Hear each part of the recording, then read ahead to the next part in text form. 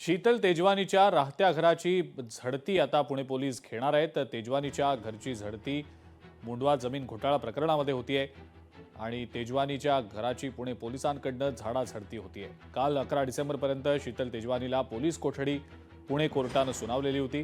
Pune police चौकशी आणि तपासासाठी तेजवानीला तिच्या राहत्या घरी घेऊन तपास करणार आहेत आणि आमचे प्रतिनिधी अमोल धर्माधिकारी यांनी या सगळ्याचा आढावाही घेतलाय। पाहूया। परवा रात्री शीतल तेजवानी हिला अटक करण्यात आलेली होती आणि त्यानंतर काल तिला न्यायालयामध्ये हजर करण्यात आलेलं होतं। 11 डिसेंबर पर्यंत तिला पोलीस कोठडी सुनावलेली आहे। ही गर्दी आपण पाहतोय, जे शीतल तेजवानी हिचं घर आहे याच ठिकाणी बिविंग मध्ये 9व्या मजल्यावर तिचं घर असल्याची माहिती आहे आणि आता या ठिकाणी सिक्युरिटी आहे जी या सोसायटीची आहे ते मात्र आतमध्ये कोणाला सोडत नाहीये।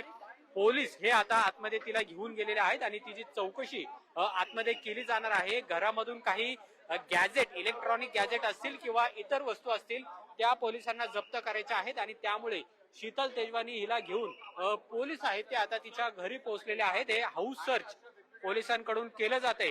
याआधी सुद्धा शीतल तेजवानी ही पोलीस तपासामध्ये सहकार्य करत नाहीये असं सांगण्यात आलेलं होतं आणि त्यामुळे आता घरी नेमकं काय काय तिच्या सापडतं हे पाहणं महत्वाचं आहे। मुंडव्यातलं जमीन प्रकरण आपण पाहतोय। अमेडिया कंपनीला शीतल तेजवानी हिने 300 कोटी रुपयांमध्ये ही जमीन आहे ती विकल्याचा प्रकार घडलेला होता। जवळपास 1800 कोटी रुपये किंमत असलेली ही जमीन होती आणि ती नाममात्र दराने विकल्याचा आरोप आहे तो शीतल तेजवानी हिच्यावर केलेला आहे। त्यानुसार पोलिसांनी याआधी सुद्धा तिची 2 वेळा चौकशी केलेली होती आणि या चौकशीनंतर तिसऱ्यांदा ज्यावेळेस शीतल तेजवानी हिची पोलीस आयुक्तालयामध्ये चौकशी सुरू होती आणि त्यानंतरच पोलिसांनी तिला अटक केलेली आहे आणि आता तिच्या कोरेगाव पार्क इथल्या घरी पोलिसांचं सर्च ऑपरेशन सुरू झालेलं आहे।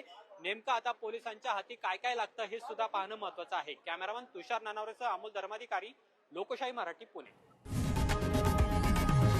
लोकशाही मराठी ऐका, पहा, जागरूक रहा।